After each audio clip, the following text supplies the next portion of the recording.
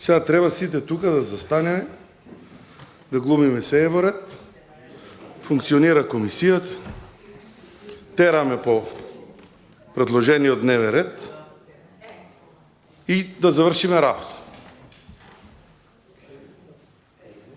Ја стварно не знам колку можеме да осигнеме нивото на оваа институција сите заедно. Еве да не биде вие,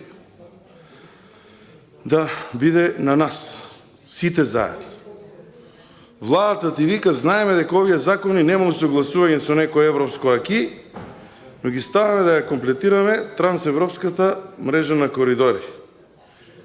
И пазите се, она што треба да го кажеме, дека одлуката е да се заобиколи блокадата, за да тераме закони. Знаете што значи ова? У превод.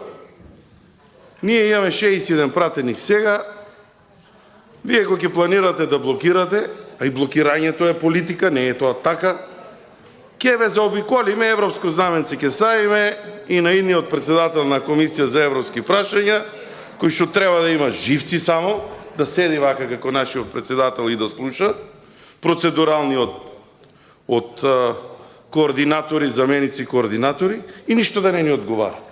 Оти нели таму борба водам во другата, во пленарната сала со господин Джафери и ко не треба ми влегува во збор, тука и кога треба председателот на комисијата да каже нешто, не кажува ништо.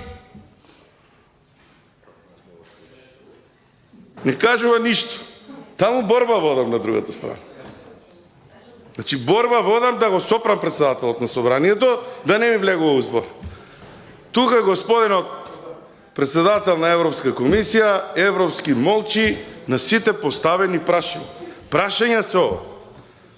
Прашање е дали со ова председател имаме обструирана дебата. Дали со ова исто така не направивте да имаме ограничена амандманска расправа. Европското знаменце. Знаете. И ми е многу мило тука на овие пратеници кои што се европски настроени, што устите им се полни со Европскиот фронт,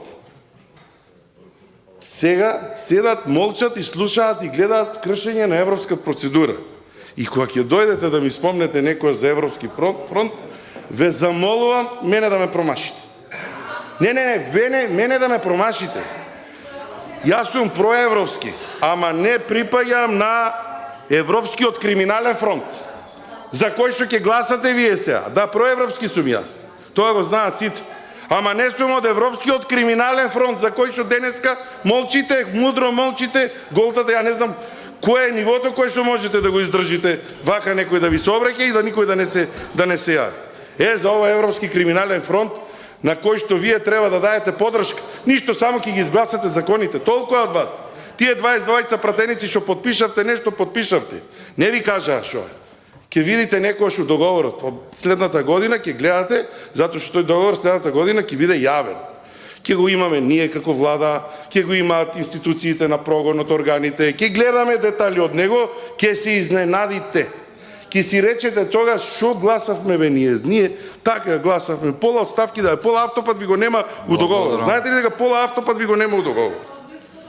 Пола автопат ставките ви ги нема у договорот.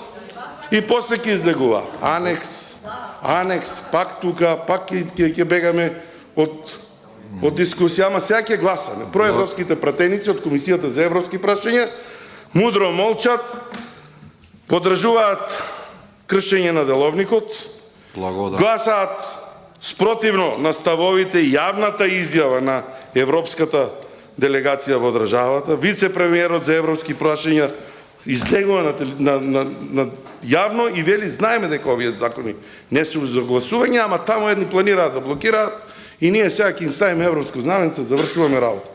Знаете колку едноставна реченица, што значи ова реченица за деструкција на политичкиот систем во државата? Благодарам. Јас не можам да ви речам благодарам на вас, затоа што навистина имам уште многу работи да кажам, ама очигледно е дека џабе зборуваме ние тука. На крај на денот сите овие работи имаат можност да ги гледаат граѓаните и тие се тие кои што ќе судат, ќе расудуваат и ќе даваат поддршка. Затоа ќе шетате сами со црвените лечиња, со раководителите на тие средби и ќе немате со кого да разговарате, затоа што не слушате што зборува народот. Благодарам и јас на вас, почитуван председател на Комисијата за европски прашања, кој што ги скрши сите позитивни постулати и на Комисијата, и на Деловникот, и на Уставот во државата. Па едноставно да речем ја навредивте и Европска комисија.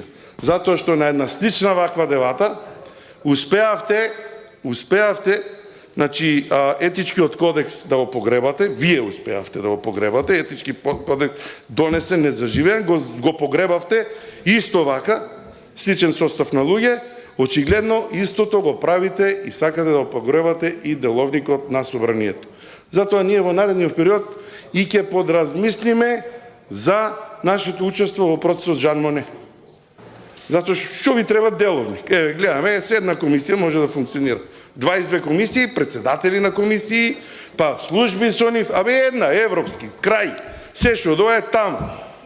Ангажираш место овие 20 службеници, си извинувам што ве спомнам, уште 20-тројца помош, лупаме таму, си знае секој, 2 дена имаш право. Зборел, не зборел, амандмани, поднесено, толку трае.